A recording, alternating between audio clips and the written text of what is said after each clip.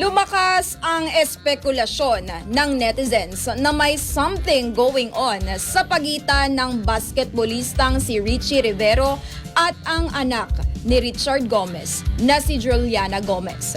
Ito ay matapos maispatan ang dalawa na magka-holding hands sa isang mall.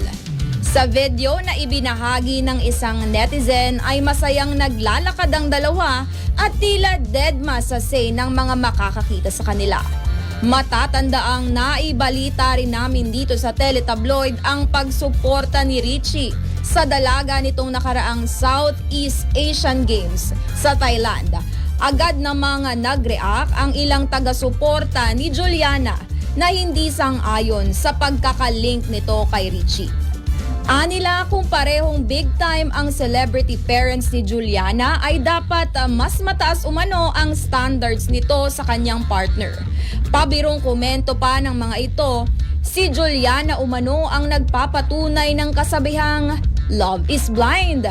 Sa ngayon ay wala pang opisyal na pahayag ang kampo ng isa't isa ukol sa kanilang relasyon at bukas ang ating programa sa paglilinaw ng dalawa.